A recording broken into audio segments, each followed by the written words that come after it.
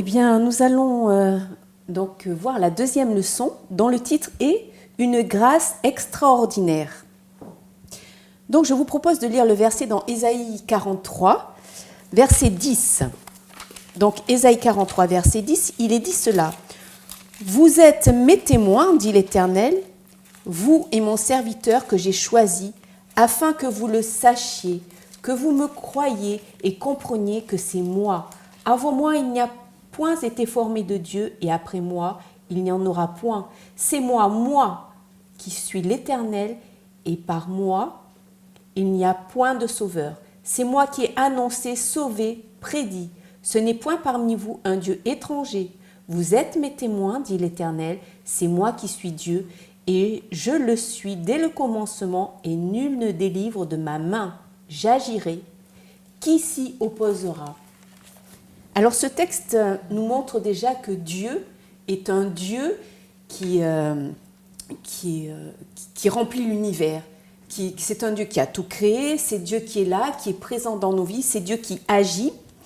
Et ça, c'est une grâce extraordinaire. Nous avons tous plus ou moins des expériences de vie que nous pouvons raconter, dont nous pouvons nous servir pour nous enrichir.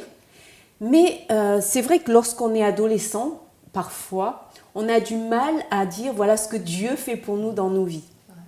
Mais nous pouvons nous référer néanmoins aux expériences des autres, aux témoignages qui nous sont racontés dans la parole de Dieu. Ça nous permet de pouvoir nous enrichir et enrichir les autres. C'est une grâce extraordinaire aussi d'avoir cette parole de Dieu qui nous raconte exactement comment Dieu agit dans nos vies, comment Dieu nous secourt, comment certaines personnes sont passées par des expériences difficiles, par des expériences heureuses où ils ont eu besoin d'avoir justement cette relation avec Dieu et comment Dieu agit dans nos vies. Et il y a une chose dans laquelle on pourrait diriger justement les jeunes, c'est à savoir le témoignage, à savoir comment justement cette grâce extraordinaire que Dieu nous fait, on peut la partager, l'apporter aux autres.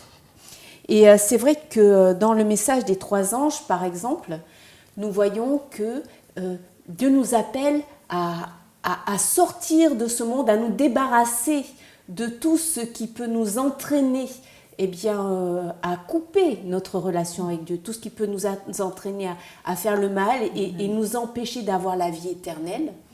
Pour résumer cela, on peut dire que nous, en tant que chrétiens, les jeunes en tant que chrétiens, ils peuvent apporter justement aux autres qui les entourent toutes ces expériences que nous offre la parole de Dieu, sans perdre de vue la notion de quitter ce monde, quitter ce qui nous attire dans ce monde qui pourrait nous séparer de Dieu. Moi je pense que laisser ça aux jeunes, les orienter vers plutôt cette façon justement de se servir de la parole pour apporter aux autres. Oui, je pense que c'est très important parce que parfois on a peur de demander justement à ces jeunes de cet âge-là, entre 12 et 14 ans, de témoigner, alors que parfois moi j'ai demandé à des jeunes de témoigner et il y en a plus qu'on ne pourrait l'imaginer et qui témoignent devant leurs camarades. Donc je pense qu'il ne faut pas du tout hésiter à demander parfois est-ce que vous avez un témoignage à donner. Et même nous en tant qu'animateurs, s'il nous est arrivé quelque chose, il est bien de le témoigner justement. Parce qu'à cet âge-là, les 12-14 ans sont très friands du témoignage, justement de ce vécu. D'autant plus que quand les jeunes osent témoigner, généralement ce qu'ils disent est très spontané, très honnête et très fort souvent. On se rend compte qu'ils vivent des choses avec Dieu qui parfois, en tant qu'adultes, c'est bouleversant qu'ils soient allés si loin. Parfois on peut avoir l'impression qu'ils sont fermés, ils n'écoutent pas ou qu'ils prennent du recul. Et pourtant ils vivent des choses qui sont extraordinaires. Oui, il ne faut pas oublier cela. En tout cas, merci. Oui, voilà.